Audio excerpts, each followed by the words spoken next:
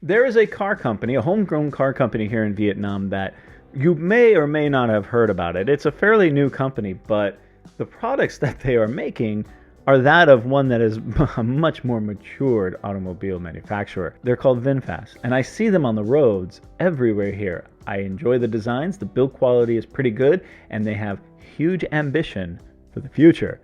Let's talk about the history of Vinfast. I will be going into this a lot more in depth on my vlog channel when I visit the showrooms, drive the cars, and hoping for a factory tour as well.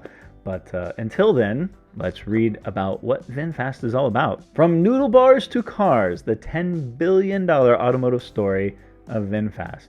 One of the world's most ambitious car companies started from a very humble beginning. Here's the story. Now, I do know that some of these models will be coming to the United States very, very soon. I think they're SUV models. Noodles aren't the obvious seedling from which to germinate one of the world's most ambitious car companies. It has happened, though, and it's quite a story. In the early 1990s, brilliant Vietnamese mathematician Pham Nhat Vuong, I hope I pronounced that right, sorry, arrived in Ukraine. His parents weren't rich, and nor was he, having just graduated from a Russian university. He opened a small noodle bar, and his cheap meals found a ready market among local students. He quickly built a fast-dried food business there, eventually selling it to Nestle for $150 million. It's a good start. Most of us would have stopped there, rich beyond our fantasies, but not wrong. Meanwhile, in the early 2000s, he had started property and resort businesses in Vietnam. In 2015, he became the country's first dollar billionaire. His empire is called the Vingroup. By 2016, it ran to housing, shopping centers, resorts, theme parks, schools, universities, non-profit hospitals, pharma, AI, and big data. Thing is, Vuong saw a ceiling to all of this. Most of it had little scope for international growth. But cars? Oh yes. If he could get into car making, he could reach over the globe and bring currency back home. And so he founded the Vinfast Car Company. He had no staff, no experience, and no factory or development center. So this is the VF9. It's a good looking car. I've sat in these things. I haven't driven them yet, but I've sat in them and they are really, really nice. And of course, the local Vietnamese here love them because not only are they good cars for a good price, but they're the homegrown car company. So there's a lot of national pride in this car company. Within 2 years, Vinfast arrived at the 2018 Paris Motor Show with its first two cars. They were serious, well-modified versions of the BMW 5 Series and X5 with input from Ital Design on the looks of Magna Steyr, maker of the Toyota Supra and Jaguar I-Pace for production engineering.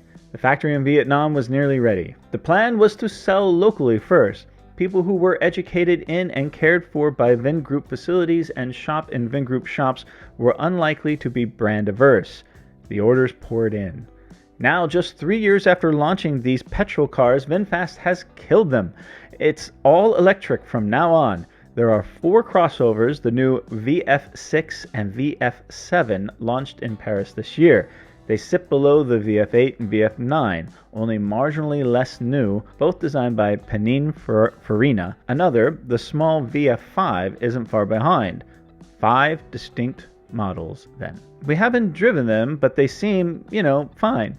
In that generic electric crossover way. Sales in France, Germany, and Holland begin early next year, and they have a 10-year warranty. So here's a couple of the other models. This is the VF7.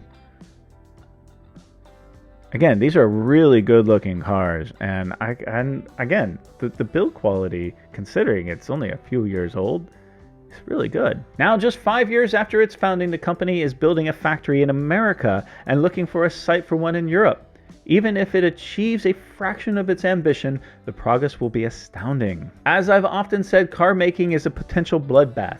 It's hugely competitive, capital intensive, highly regulated, and not even that profitable. You've got to have a really good reason to do it. For instance, why would Apple, which makes a device with several 100% margin, make a car, which is likely to return about a 10% margin, if it's lucky? By the time the factory is built, Vuong will have sunk $10 billion into his car adventure. Given the speed of the Vinfast story so far, it probably won't be long until we know how good a bet this is. Of course, long term, the Vinfast vehicles will have to see if they have some staying power. But from what I've seen and what I've experienced and what I've been told by those who own these things, everyone is very, very excited. What do you think? Comment below, let it be known.